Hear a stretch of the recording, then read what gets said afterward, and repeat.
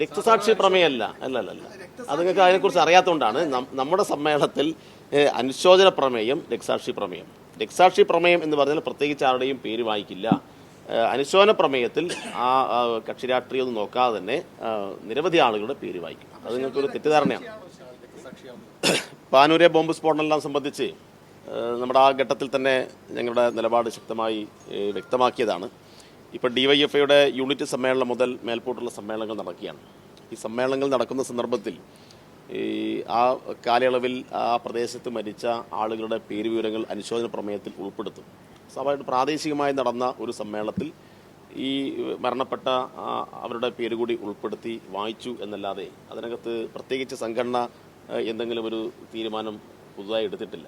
അപ്പോൾ രാഷ്ട്രീയ എതിരാളികളുടെ പേരും ഞങ്ങൾ വായിക്കാറുണ്ട്.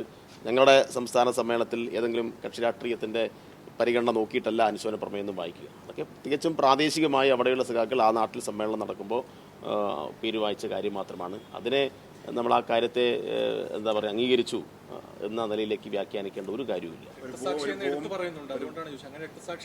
അതെന്തെങ്കിലും അങ്ങനെ ഇല്ല. അതെന്തെങ്കിലും കൊണ്ട് അവിടെ പ്രാദേശികമായി പരിശോധിക്കും. ഞങ്ങൾ പറഞ്ഞില്ല മനസ്സിലായി. അത്തരം കാര്യങ്ങൾ സംബന്ധിച്ച് ഞങ്ങൾ വളരെ സുവ്യക്തമായ നിലപാട് പറഞ്ഞു.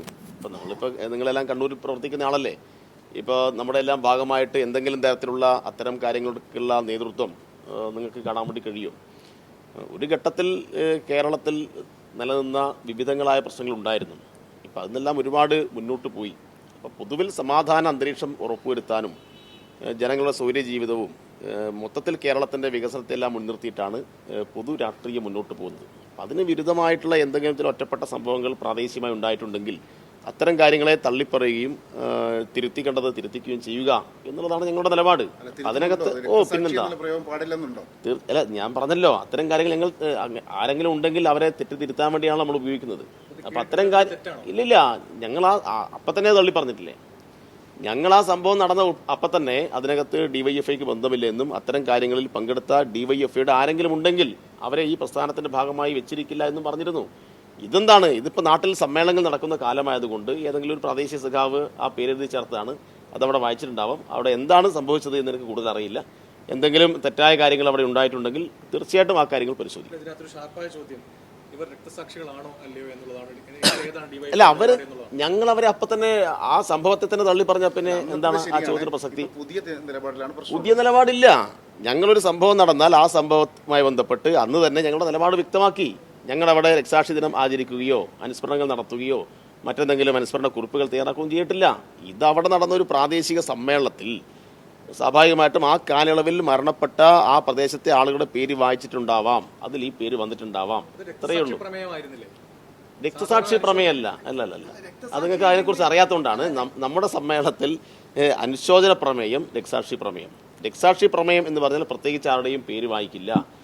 അനുശോചന പ്രമേയത്തിൽ ആ കക്ഷി രാഷ്ട്രീയം നോക്കാതെ തന്നെ നിരവധി ആളുകളുടെ പേര് വായിക്കും. അത് നിങ്ങൾക്കൊരു തെറ്റിദ്ധാരണയാണ്. നിങ്ങൾ ആഗ്രഹിക്കുന്ന ഉത്തരത്തിലേക്ക് ഞാനിപ്പോൾ വരുന്നില്ല.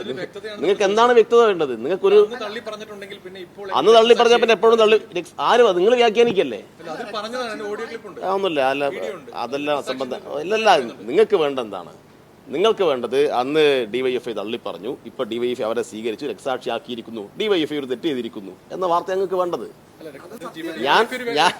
എന്ത് സത്യം? ഞാൻ പറഞ്ഞല്ലോ, DYFIയുടെ സംസ്ഥാന സെക്രട്ടറി എന്ന നിലയിൽ അന്ന് ഞാൻ തന്നെ ഇവിടെ വെച്ച് പത്രക്കാരോട് നിങ്ങളോട് പറഞ്ഞിട്ടുണ്ട്, അത്തരം കാര്യങ്ങളെ ഞങ്ങൾ അംഗീകരിക്കുന്നില്ല. CPMന്റെ ജില്ലാ സെക്രട്ടറിയും പ്രസ്താവന ഇറക്കിയിട്ടുണ്ട്. അത് തന്നെയാണ് നിലപാട്. ഞങ്ങൾക്ക് വേണ്ടത് വേറൊന്നും കൂടെ ആകാം. DYFI സംസ്ഥാന സെക്രട്ടറി പറയുന്നു ബോംബ് സ്ഫോടനത്തിൽ കൊല്ലപ്പെട്ടയാൾ രക്തസാക്ഷിയല്ല, അങ്ങനെ കൊടുക്കാമല്ലോ. എന്തിനാണ് നിങ്ങൾ അങ്ങനെ വ്യാഖ്യാനിക്കുന്നത്? ഞങ്ങൾ പറഞ്ഞില്ല, ഞങ്ങൾ ആ സംഭവത്തെ തന്നെ ന്യായീകരിച്ചിട്ടില്ല. ആ സംഭവത്തെ തള്ളി പറഞ്ഞിരിക്കുന്നു. അതിൽ ഉൾപ്പെട്ട ആളുകളെ ഞങ്ങൾ അപ്പത്ര നടപടിയെടുത്ത് മാറ്റിയിരിക്കുന്നു. പിന്നെന്താണ് ഇപ്പൊ പ്രശ്നം? ഞാൻ പറഞ്ഞല്ലോ, പ്രാദേശികമായിട്ട് ആ പ്രദേശത്ത് മരണമടഞ്ഞ മുഴുവൻ ആളുകളെയും പേര് വായിച്ചിട്ടുണ്ടാവാം. രക്തസാക്ഷിയായിട്ട് ആര് വായിച്ചു? അത് നിങ്ങൾ വ്യാഖ്യാനിക്കുകയാണ്. അങ്ങനെയൊന്നും വായിച്ചിട്ടില്ല. നിങ്ങൾ എന്താണ് ഈ പറയുന്നത്? ഞാൻ പറഞ്ഞല്ലോ, ഒരു സമ്മേളനത്തിൽ ആ സമ്മേളനക്കാലയളവിൽ മരണമടഞ്ഞ ആ പ്രദേശത്തെ ആളുകളുടെ പേര് വായിക്കും. ആ പേരിൽ ഈ പേര് ഉൾപ്പെട്ടിട്ടുണ്ടാവാം. അതിൽ കൂടുതൽ ഒരു പ്രസക്തിയും ആ കാര്യത്തിനകത്തില്ല. നിങ്ങൾക്ക് വേണമെങ്കിൽ പല വിവാദങ്ങളും ഉണ്ടാക്കിയോ? ഒറ്റ കാര്യം കൂടി, അതായത് ഇത് ഡിവൈഎഫ്ഐയുടെ നിലപാടല്ലെങ്കിൽ ഇത് ആ കാര്യത്തിൽ എനിക്ക് അത്രേ പറയാനുള്ളൂ. ഒരു പ്രാദേശിക സമ്മേളനം നടക്കുമ്പോൾ ആ പ്രദേശത്ത് മരണമടഞ്ഞ നിരവധി ആളുകളുടെ പേര് വായിച്ച കൂട്ടത്തിൽ ഈ മരണമടഞ്ഞ ആളുടെ പേരും വായിച്ചിട്ടുണ്ടാവാം. അതിൽ കൂടുതൽ ഒരു പ്രസക്തിയും എന്ത് നടപടി, അതിൽ കൂടുതൽ ഒരു പ്രസക്തിയും ആ കാര്യത്തിനകത്തില്ല. നിങ്ങൾ വെറുതെ ആവശ്യമില്ലാത്ത കാര്യം പറയണം. ഉറപ്പല്ലേ?